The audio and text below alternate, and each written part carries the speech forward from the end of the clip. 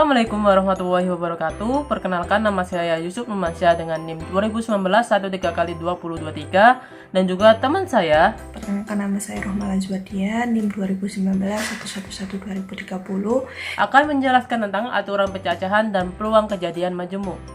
Berikut ini adalah penjelasannya. Di sini Bapak akan menjelaskan tentang aturan pencacahan. Oke.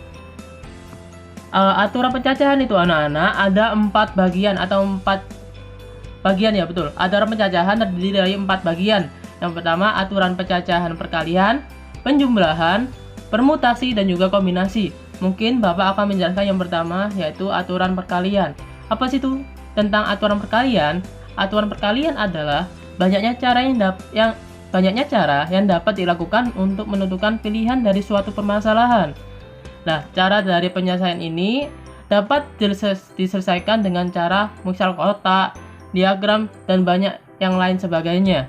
Rumus umum dari aturan ini, semisal jika terdapat unsur K yang tersedia, berarti N1 banyak cara untuk menyusun unsur pertama, N2 banyak cara untuk menyusun unsur kedua setelah unsur pertama tersusun, N3 banyak cara untuk menyusun unsur ketiga setelah unsur kedua tersusun, dan juga NK banyak cara untuk menyusun unsur ke K setelah objek unsur sebelumnya tersusun. Maka banyak cara untuk menyusun K yang tersedia adalah N1 dikalikan N2 dikalikan N3 sampai dengan dikalikan NK. Biar nggak bingung, langsung saja ke contoh soalnya. Semisal seorang manajer supermarket ingin menyusun barang berdasarkan nomor seri barangnya. Dia ingin menyusun nomor seri yang dimulai dari nomor 4000 sampai dengan 8000. Tidak memuat angka yang sama. Jadi yang pertama, nomornya 4000 sampai 8000, itu yang poin pertama. Yang kedua, tidak memuat angka yang sama. Poin yang ketiga, tentukan banyak seri yang disusun dari angka 1, 2, 3, 4, 5, 6, 7, dan 8. Jadi, soal ini dapat dijawab menggunakan konsep aturan perkalian dengan penjelasan kotak. Misalnya ada Bapak udah buat kotak. Ada ribuan, ratusan, puluhan, sampai ke satuan. Oke. Dengan demikian, banyak angka yang dapat mengisi 4 posisi tersebut, yaitu yang pertama ribuan. Kan tadi mulai 4000 sampai 8000. Jadi yang bisa mengisi di angka ribuan ada angka 4, 5, 6, 7, dan 8. Jadi ada 5 bilangan. Terus yang ratusan ada 7 bilangan. Kenapa? Karena satu bilangan sudah dipakai saat di bagian ribuan.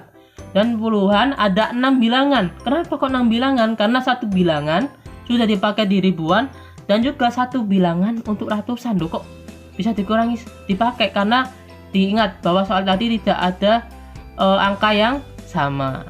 Dan yang terakhir, satuan ada 5 bilangan karena satu bilangan sudah terpakai di ribuan, satu bilangan sudah terpakai di puluhan, dan juga satu bilangan sudah dipakai untuk satuan. Jadi di ribuan ada 5, di ratusan ada 7, di puluhan ada 6, dan juga di satuan ada 5. Sehingga banyak susunan nomor seri barang yang diperoleh adalah 5 dikalikan 7 dikalikan 6 dikalikan 5. Hasilnya yaitu 1050 cara. Jadi gampang ya teman-teman. Oke, next ke selanjutnya, aturan penjumlahan.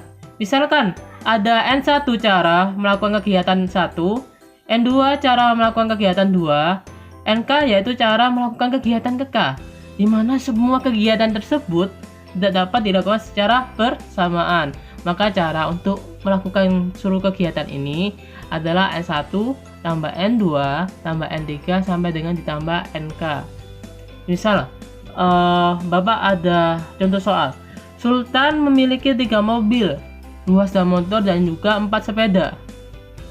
Berapa cara Sultan dapat ke kantor dengan kendaraannya?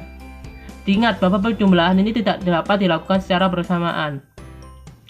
Dan Sultan hanya menggunakan salah satu kendaraannya. Nggak mungkin kan satu orang bisa mengendarai 2 kendaraan. Jadi aturan penjumlahan bisa dilakukan. Jadi banyaknya cara Sultan pergi ke kantor dengan kendaraannya yaitu dengan cara 3 mobilnya ada 3, ditambahkan 2 sepeda motornya, dan juga ditambahkan 4 sepedanya. Jadi hasilnya yaitu 9 cara. Gampang ya teman-teman, anak-anak. Jadi lanjut ke selanjutnya, yaitu tentang permutasi. Apa sih itu Pak permutasi? Permutasi adalah susunan yang berurutan dari semua atau sebagian elemen dari suatu himpunan. Permutasi memiliki beberapa jenis soal, yaitu soal permasalahan sehari-hari dengan memperhatikan susunan urutan posisi. Jadi permutasi ini juga harus memperhatikan urutan dari suatu posisi. Permutasi dengan memiliki unsur yang sama dan permutasi melingkar atau siklis. Mungkin rumus umum dari permutasi sendiri yaitu n faktorial dibagi dalam kurung n dikurangi r faktorial, di mana n-nya ini ada ruang sampel dari semua anggota dari himpunan dan r adalah jumlah elemen yang dicari. Oke, langsung saja ke contoh soalnya. Misal jika di suatu kelas terdapat 12 siswa, maka banyak cara memilih ketua, wakil ketua, dan juga sekretaris dari 12 siswa dalam suatu kelas tersebut. Oke, banyaknya cara mencari posisi duduk siswa dengan cara memilih 3 orang dari keseluruhan 12 dan dengan memperhatikan urutannya, yaitu urutannya tadi kan ada ketua, wakil ketua, dan juga sekretaris, jadi harus berurutan. Jadi ini bisa menggunakan dengan nilai permutasi atau dengan cara permutasi. Jadi nilai permutasinya yaitu n-nya kan 12, r-nya yaitu 3. Jadi tinggal dimasukkan 12 faktorial dibagi dalam kurung 12 dikurangi 3 faktorial. Jadi hasilnya yaitu 12 faktorial dibagi 12 kurangi 3, 9 faktorial. Jadi hasilnya yaitu 1320 cara. Gampang kan teman-teman ya? Oke, langsung ke kombinasi. Lah, ini ada perbedaan. Teman-teman bisa membedakan mana di mana kita menggunakan rumus permutasi dan di mana kita menggunakan rumus kombinasi. Kalau di permutasi kita harus elemennya harus memperhatikan urutan dari pemilihannya. Kalau di kombinasi ini berbeda, pemilihan banyaknya susunan dari semua atau sebagian elemen dari suatu himpunan tanpa memperhatikan urutan pemilihannya. Jadi tahu kan permutasi apa dan kombinasi seperti apa.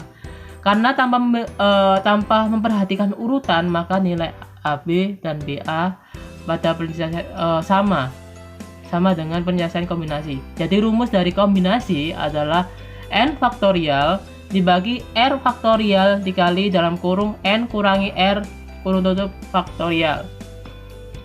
Oke, ini contoh soalnya biar gak bingung. Dari 10 siswa akan dipilih 4 siswa untuk mengikuti pelatihan kepemimpinan. Berapa sih banyak cara memilih siswa tersebut? Dari penyelesaian soal ini menggunakan kombinasi. Hal ini disebabkan karena tidak diperhatikan urutan atau tidak ditentukan bagaimana pemilihannya secara urut atau tidak. Jadi ini menggunakan atau kombinasi dari ini soal tersebut digunakan rumus kombinasi karena tidak memperhatikan urutannya. Oke, jadi tinggal dimasukkan aja. Jadi n-nya yaitu 10 dan juga r-nya 4. Jadi 10 faktorial dibagi r-nya 4 faktorial dalam kurung 10 kurangi 4 dalam tutup kurung faktorial. Jadi yang pertama 10 faktorial per 4 faktorial, 10 kurangi 4 berapa? 6 faktorial. Jadi tinggal diselesaikan, hasilnya yaitu 210 cara. Gampang ya teman-teman ya. Jadi diingat-ingat, kalau permutasi harus melihat urutan dari urutan pemilihannya. Kalau kombinasi ini tidak memperhatikan urutan pemilihannya. Oke, selanjutnya tentang peluang kejadian majemuk akan dijelaskan oleh Kak Rohmala. Di sini saya akan menjelaskan tentang peluang kejadian majemuk. Apabila kejadian atau percobaan yang terjadi lebih dari satu kali sehingga menghasilkan kejadian baru, maka kejadian baru itulah yang disebut dengan kejadian majemuk. Kejadian majemuk merupakan gabungan dari Dari dua atau lebih kejadian, umumnya kejadian majemuk mencakup dua hal yang utama, yakni yang pertama irisan dua kejadian yang ditandai dengan lambang seperti ini dan identik dengan kata dan. Yang kedua gabungan dua kejadian yang ditandai dengan lambang seperti ini dan identik dengan kata atau.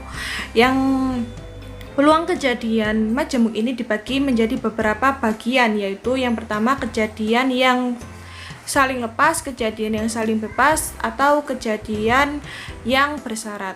Pada materi kali ini kita akan membahas satu persatu bagaimana menentukan peluang kejadian majemuk tersebut. Nah, yang pertama ada kejadian saling lepas. Jika dua kejadian tidak dapat terjadi secara bersamaan, maka dua kejadian tersebut dikatakan sebagai kejadian yang saling lepas. Dua kejadian yang saling lepas tidak memiliki titik sampel yang sama, atau dengan kata lain A irisan B sama dengan himpunan kosong. Jika dua kejadian, misalkan kejadian A dan B saling lepas, maka peluang kejadian A dan B dapat ditentukan dengan rumus seperti berikut.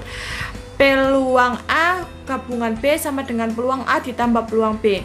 Sedangkan jika dua kejadian tidak saling lepas, maka peluang kejadian A atau B dapat ditentukan dengan rumus peluang A gabungan B sama dengan peluang A ditambah peluang B dikurangi peluang A irisan B. Nah, contoh soal di sini, pada pelemparan sebuah dadu sekali ditentukan peluang munculnya mata dadu ganjil atau genap. Misalkan A, kejadian muncul mata dadu ganjil, maka peluang A sama dengan 3/6. B, kejadian muncul mata dadu genap, maka peluang B sama dengan 3/6. Karena kemunculan mata dadu ganjil dan mata dadu genap tidak mungkin muncul secara bersamaan, maka dua kejadian ini merupakan kejadian saling bebas. Maka peluang A gabungan B sama dengan peluang A ditambah peluang B sama dengan 3/6 ditambah 3/6 sama dengan 6/6 sama dengan 1. Jadi peluang munculnya mata dadu ganjil atau genap pada pelemparan sebuah dadu adalah 1, yang berarti hal ini tersebut merupakan kejadian yang pasti. Nah, yang kedua yakni kejadian saling bebas. Misalkan kejadian A dan kejadian B saling bebas, maka ini berarti apa yang terjadi pada kejadian A tidak akan berpengaruh terhadap kejadian B. Begitupun sebaliknya, dengan kata lain, kedua kejadian tersebut tidak tergantung satu sama lain. Jika dua kejadian saling bebas, maka peluang kedua kejadian tersebut dapat didapatkan dengan mengalihkan peluang masing-masing kejadian. Misalkan peluang A adalah peluang kejadian A dan peluang B adalah peluang kejadian B. Jika kejadian A dan B saling bebas, maka peluang kejadian A dan B adalah peluang A irisan B sama dengan peluang A dikali peluang B. Nah, contoh soalnya di sini, pada pelemparan dua buah dadu secara bersamaan, berapakah peluang munculnya mata dadu pertama 3 dan mata dadu kedua adalah genap? Misalkan A kejadian muncul mata dadu pertama 3, maka peluang A sama dengan 1/6. B kejadian muncul mata dadu kedua genap, maka peluang B sama dengan 3/6. Karena kemunculan mata dadu pertama 3 tidak tergantung dengan kemunculan mata dadu kedua genap, maka dua kejadian ini merupakan kejadian saling bebas. Maka peluang A irisan B sama dengan peluang A dikali peluang B sama dengan 1/6 dikali 3/6. Maka hasilnya 3/36. Jadi peluang munculnya mata dadu pertama 3 atau mata dadu kedua genap pada pelemparan dua dadu adalah 3/36. Nah, yang selanjutnya yaitu kejadian bersyarat. Peluang bersyarat merupakan kebalikan dari peluang bebas. Jika sebelumnya peluang bebas diartikan sebagai dua atau lebih kejadian yang tidak tergantung dan tidak saling mempengaruhi satu sama lain, maka peluang bersyarat didefinisikan sebagai dua atau lebih kejadian yang bergantung dengan mempengaruhi satu sama lain. Peluang kejadian B terjadi setelah kejadian A terjadi, maka peluang B disebut peluang bersyarat yang dinotasikan dengan peluang B bila A. Rumus untuk peluang B bila A adalah peluang B bila A sama dengan peluang A irisan B dibagi peluang A. Nah, contoh soalnya 2 buah dadu dilempar secara bersamaan. Jika mata dadu pertama muncul bilangan genap, maka berapakah peluang jumlah mata dadu muncul kurang dari 4? Penyelesaiannya misal A. Kejadian muncul mata dadu pertama genap. Nah, di sini ada urutannya 2,1, 2,2, 2,3, 2,4, 2,5, 2,6, 4,1, 4,2, 4,3, 4,4, 4,5, 4,6, 6,1, 6,2, 6,3, 6,4, 6,2, 6,3, 6,4, 6,5, dan 6,1, maka peluang A sama dengan 18/36. Nah, kejadian yang B, kejadian jumlah mata dadu muncul kurang dari 4. Nah, di sini 1,1, 1,2, dan 2,1, maka A irisan B, yaitu 2,1 sama dengan peluang A irisan B sama dengan 1/36. Peluang jumlah mata dadu muncul kurang dari 4 jika mata dadu pertama bilangan genap adalah peluang B irisan A sama dengan peluang A irisan B dibagi peluang A, maka sama dengan 1/36/18/36. Maka hasilnya adalah 1/18. Nah, terima kasih. Mohon maaf apabila ada kesalahan. Akhir kata, wassalamualaikum warahmatullahi wabarakatuh.